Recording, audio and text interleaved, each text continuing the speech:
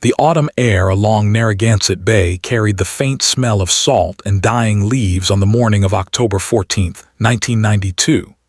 In the quiet waterfront town of Bristol, Rhode Island, a place where neighbors still left their doors unlocked and children still walked to school alone, a young woman named Patricia Ann Calloway, just 31 years old, simply ceased to exist. Not gradually.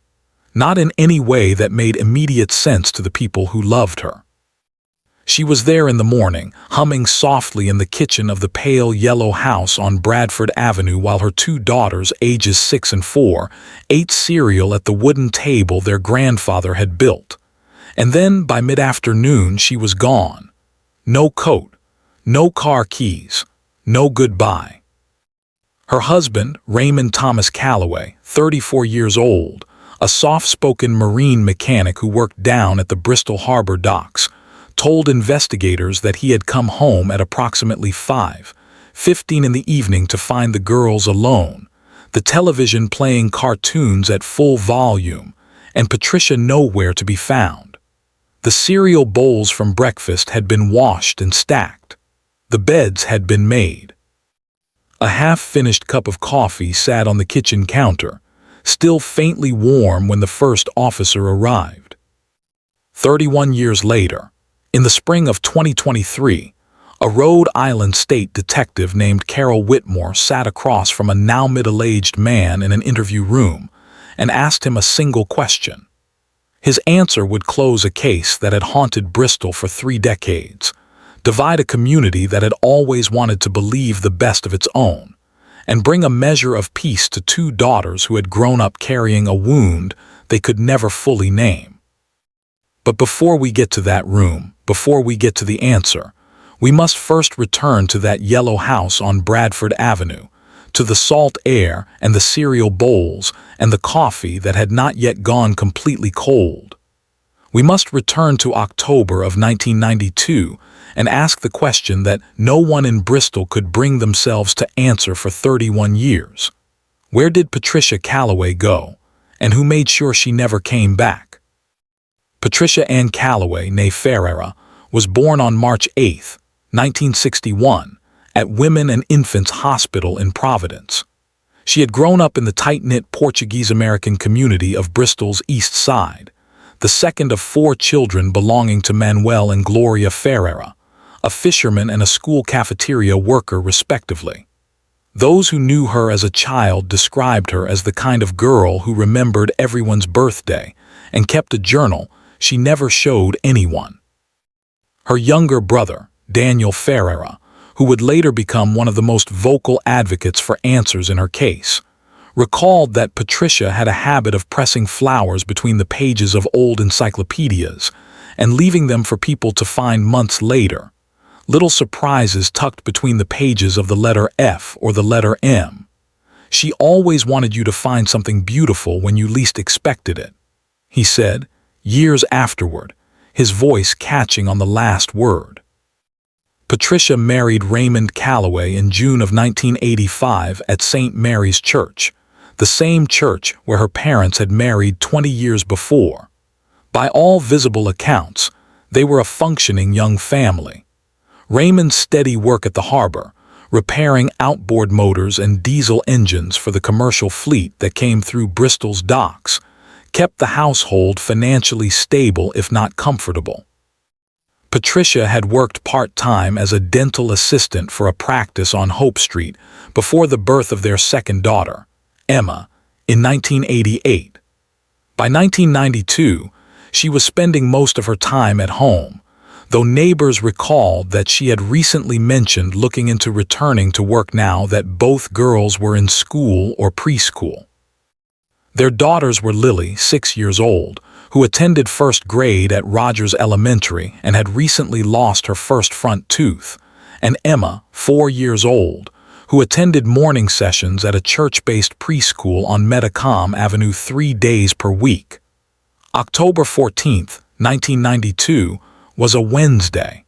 Emma did not have preschool that morning. The day began, by every account and by the pattern of observable evidence, with unremarkable normalcy.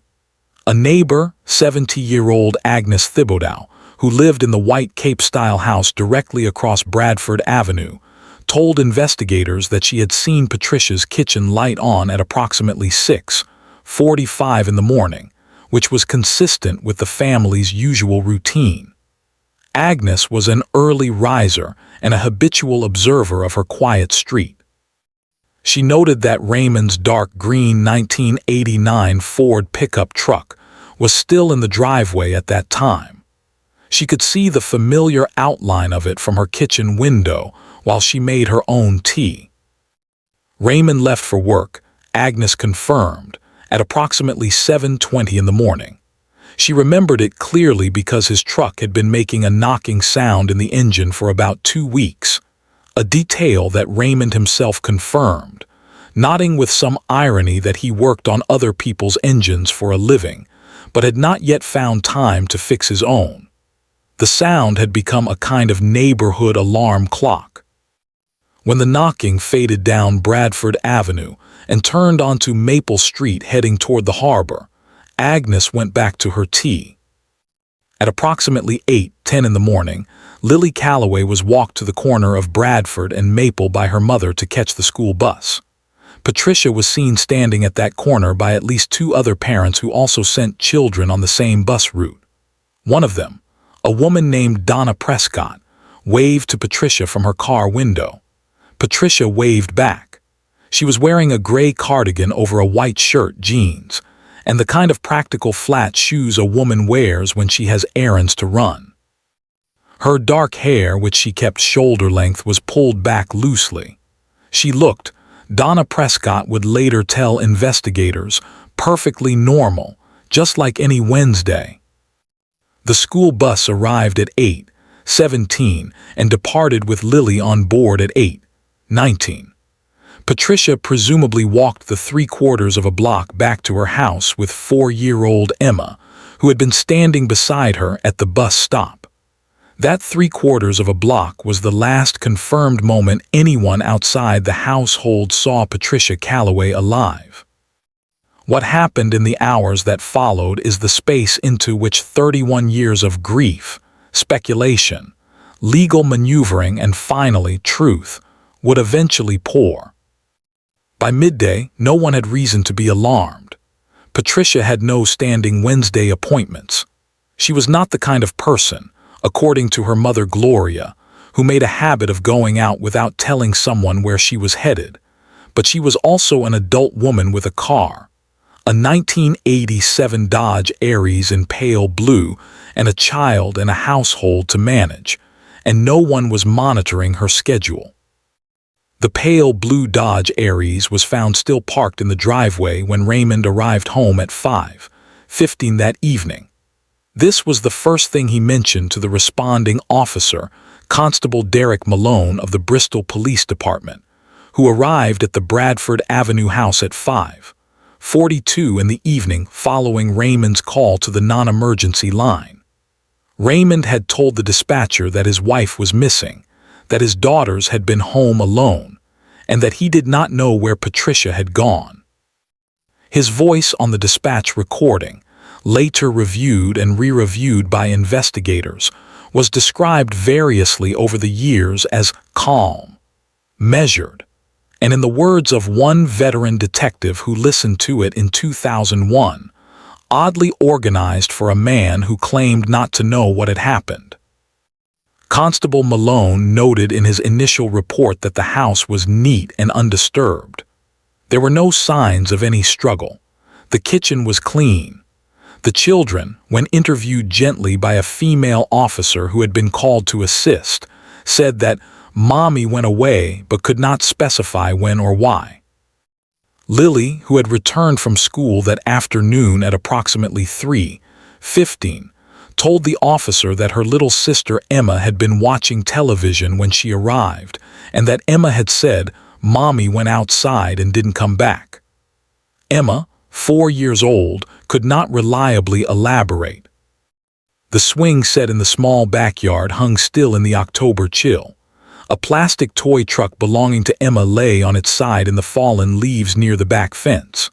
The porch light was not on, though the sun had been setting before Raymond arrived home. Patricia had not turned it on before she left, or before she was taken. The coffee cup, white ceramic with a small painted bird on the side, a gift from her mother, sat on the kitchen counter with perhaps an inch of cold coffee remaining at the bottom. Small things, ordinary things.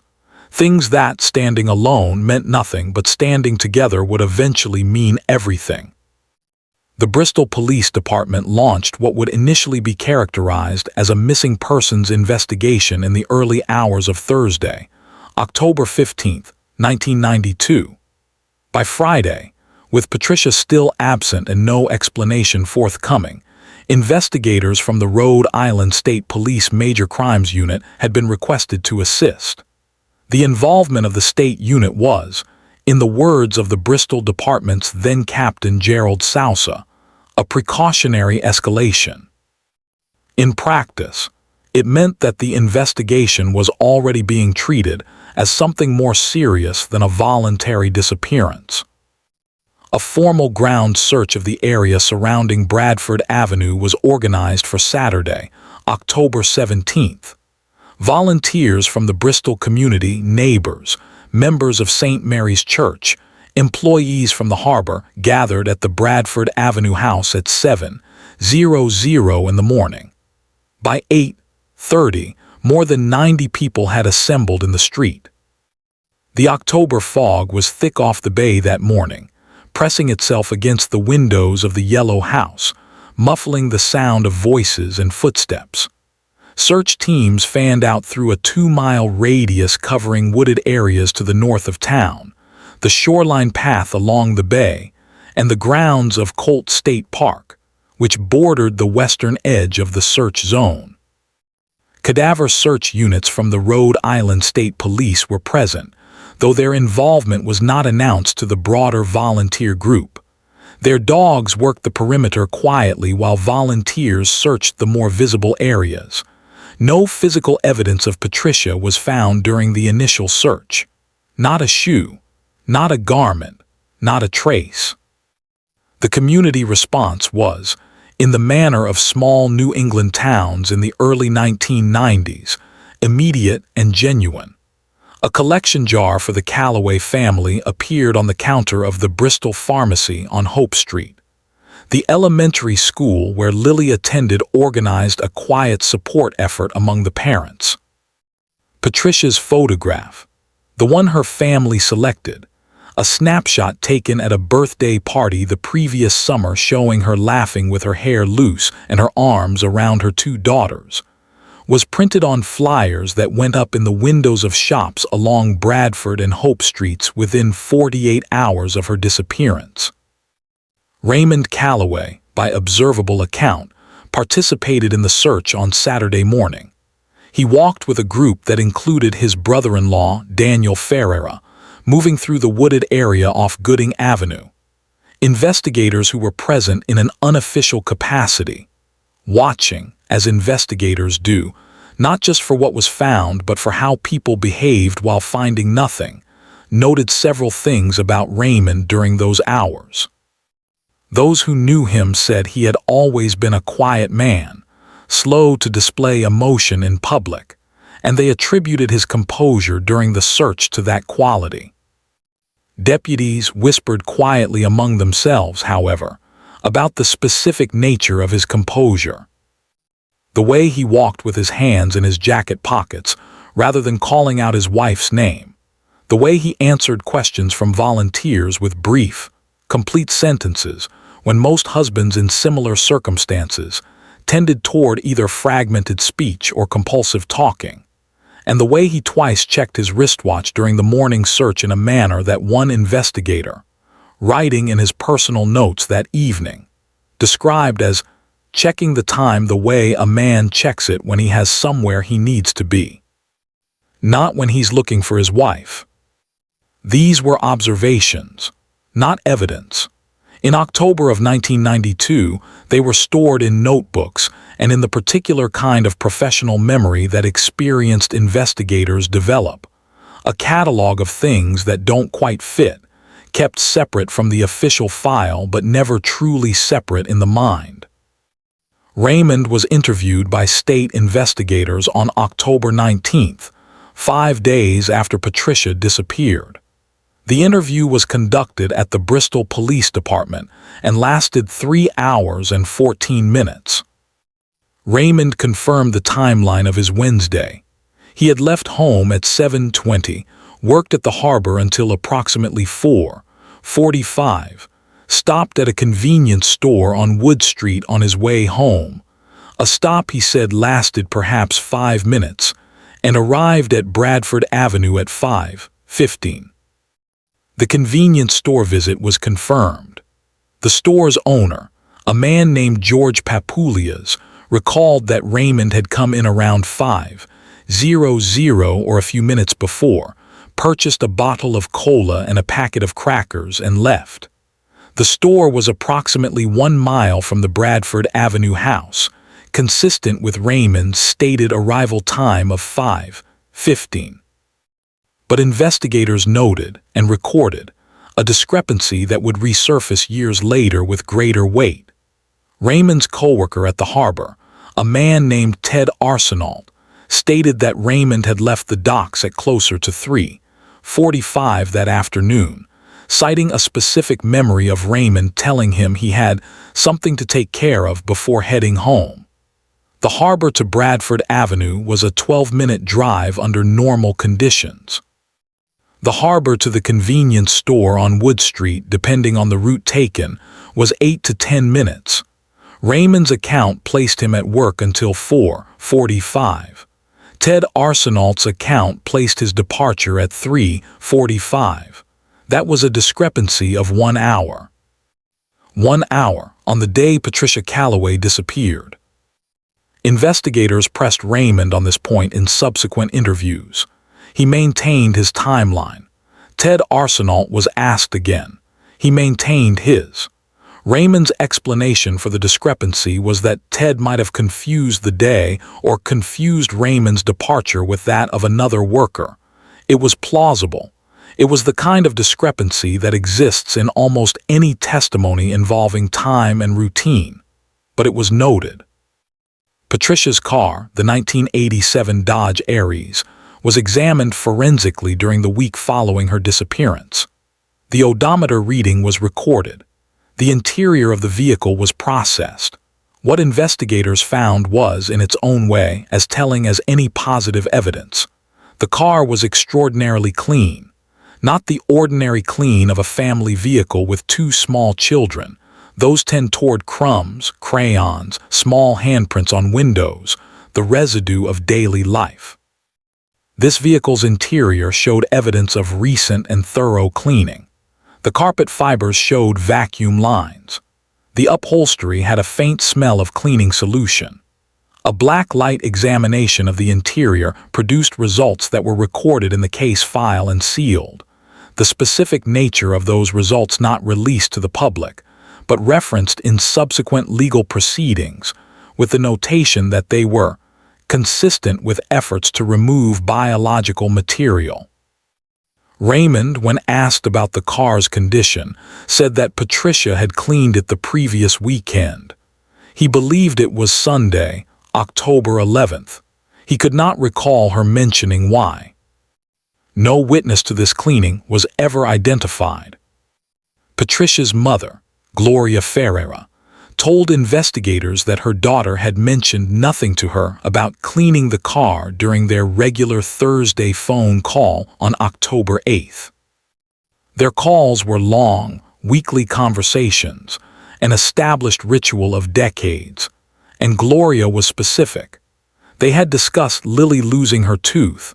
They had discussed whether Emma needed new winter boots.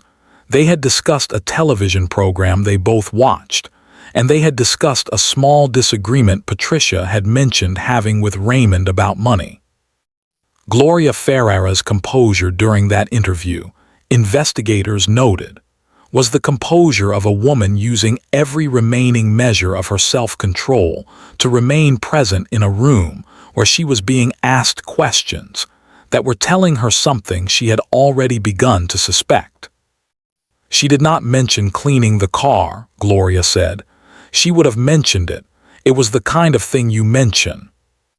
The weeks passed. The case moved. The searches expanded and produced nothing. A woman fitting Patricia's description had been reported at a bus station in Providence, but the lead dissolved quickly. Patricia had no close friends or family outside Rhode Island to whom she might have fled without announcement. Her passport had not been used. Her bank account, a modest joint account she shared with Raymond, showed no withdrawals after October 13th, the day before she disappeared. She had simply stopped.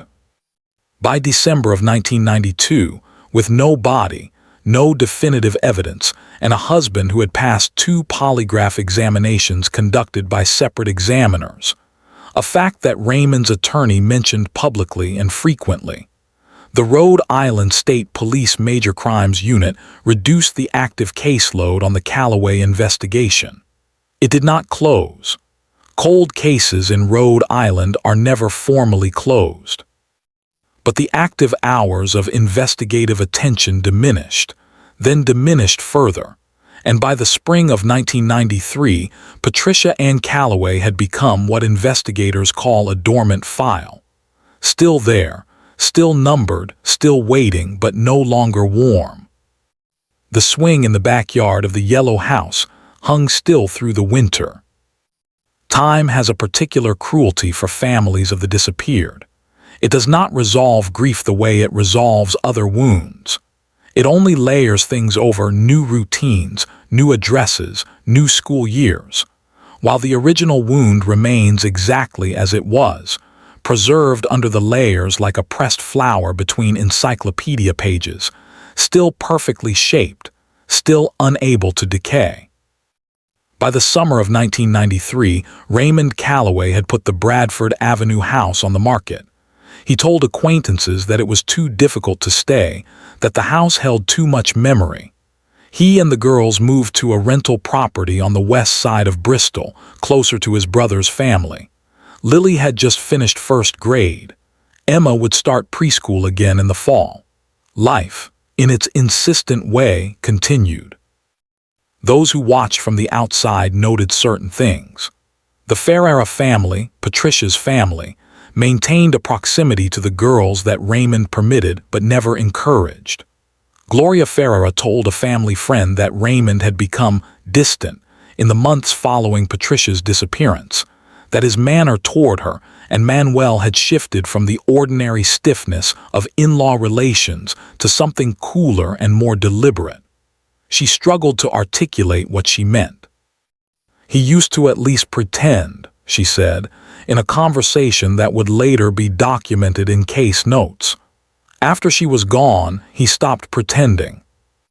For those who have ever doubted someone you love, who have sat across a table from a familiar face, and felt the sudden, vertiginous certainty that something underneath, the familiar face does not match what you were told, they will understand what Gloria Ferrara could not quite put into words. It is not a conclusion. It is a physical sensation, a wrongness in the chest that precedes any evidence and survives any argument. The girls grew. Lily started second grade, then third. Emma started kindergarten. They drew pictures as children draw pictures, and some of what they drew was ordinary: houses, dogs, rainbows, and crayon colors.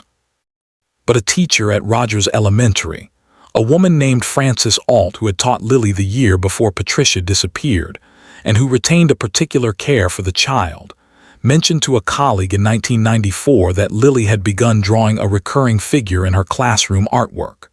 A woman lying down, surrounded by what appeared to be trees or tall grass, always in the same position, always in a brown or gray color. Lily, when gently asked about the figure, said it was just sleeping.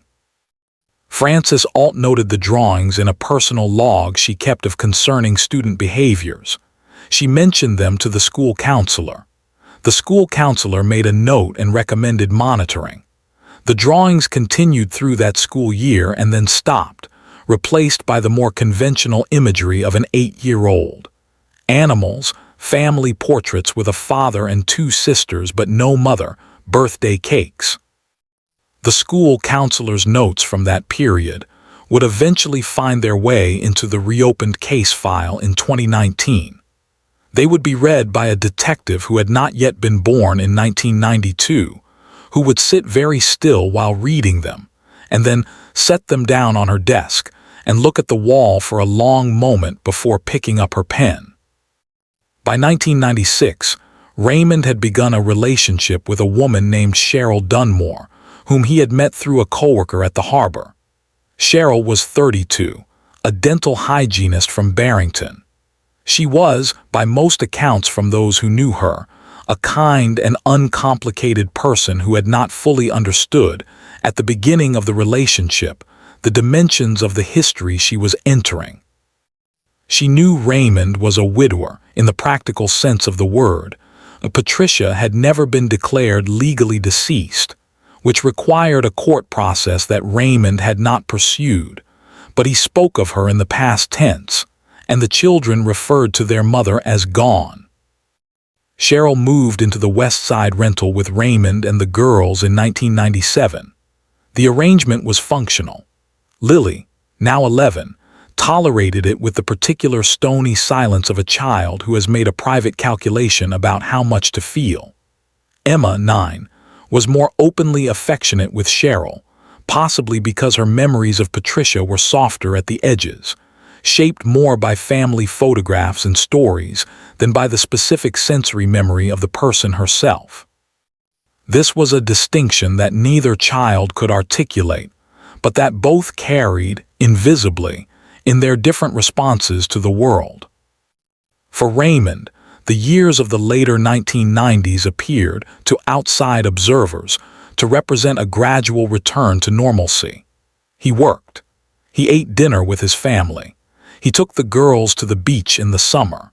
He attended the occasional barbecue at his brother's house. He did not speak publicly about Patricia. He did not attend memorial observances organized occasionally by the Ferreira family on the anniversary of her disappearance. He sent the girls to those observances when they were old enough to go independently without commentary. He did not forbid it. He did not acknowledge it. Cheryl Dunmore, in her own later testimony, would say that she had asked Raymond about Patricia exactly twice in the first 5 years of their relationship, and that both times he had responded with a brief, complete sentence. First, "It's been a long time," and then, "I don't want to discuss it," and that she had concluded, as one concludes when a door is shut quietly but firmly, that the subject was permanently unavailable. But things that are shut quietly do not always stay shut.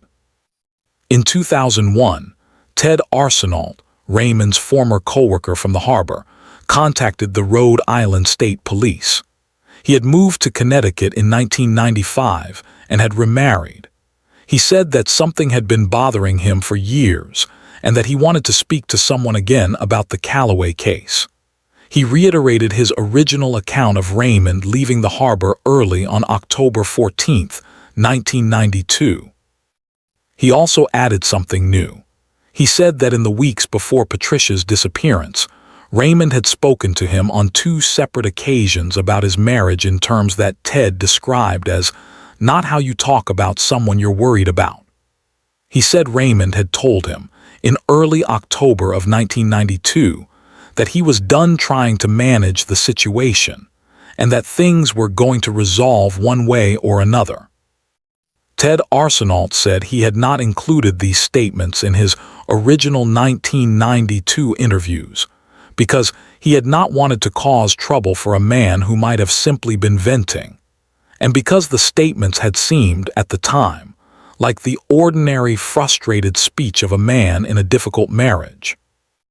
He said, sitting across from a state police detective in a field office in Providence in March of 2001, that he had thought about those words almost every day for 9 years, and that they did not sound ordinary to him anymore. The detective who took this statement added it to the Callaway file. She flagged it as a significant supplemental development and recommended re-interviewing Raymond, The recommendation was submitted. The case was, at that moment, 9 years old. The physical evidence was limited. There was no body. Raymond had passed 2 polygraphs. His attorney, who had remained in contact with Raymond over the years, was notified of the re-interview request and was present when Raymond sat down with investigators in the spring of 2001. Raymond maintained his timeline. He stated, politely, and with the same measured composure that had characterized every interaction with investigators since 1992, that Ted Arsenault was mistaken, or, alternatively, misrepresenting the facts for reasons Raymond could not account for. He expressed no anger toward Ted. He expressed, as investigators observed and recorded, essentially nothing beyond a pleasant cooperativeness and a firm adherence to his original account. The 2001 reinvestigation stalled within months. Without new physical evidence, without a body, without testimony beyond a 9-year-old recollection, the case had insufficient traction to move forward. It returned to the dormant file. The marriage between Raymond and Cheryl deteriorated slowly and then, in the manner of slow deteriorations, all at once. By 2005, Lily was 19 and had left Bristol to attend the University of Rhode Island. Emma was 17 and in her final years of high school. The household had grown quieter and stranger, according to Cheryl's later account, in ways she found difficult to name but impossible to ignore. She said that Raymond had periods of silence lasting days in which he communicated only in the minimum necessary language. She said he had nightmares, or that she suspected he did, though when she asked, he denied it. She said that sometimes, particularly in October, the house felt like a place where something had been decided that she was not allowed to know about. She and Raymond separated in 2007. He remained in Bristol. She returned to Barrington. Their separation was quiet and legally uncomplicated. There were no children between them and nothing requiring litigation. Raymond Calloway, at 49 years old, lived alone in a rented apartment on the south side of Bristol. He was still working, now managing a small boat repair operation he had built with a modest investment in the early 2000s. He was, by visible account, a functioning member of the community. He had never been charged with anything. He had never been publicly named as a suspect, though those who had followed the case over the years, and in Bristol, some people always had carried their private certainties without official confirmation to validate them. Then, in the fall of 2018, Emma Calloway, now 30 years old and living in Providence, sat down with her older sister Lily at a kitchen table. What passed between them in that conversation belongs, in its fullest dimension, only to them. But what emerged from it, the decision they made together, quietly, sitting across from each other as the October wind moved against the windows, would change everything. Emma had a memory. She had carried it since childhood, had told herself it was a dream, had told herself she had misunderstood, had told herself she was 4 years old and 4-year-olds do not understand what they see. She had told herself these things for 26 years, and she had almost believed them. And now, sitting with her sister, she told the truth of what she remembered from the morning of October 14th, 1992.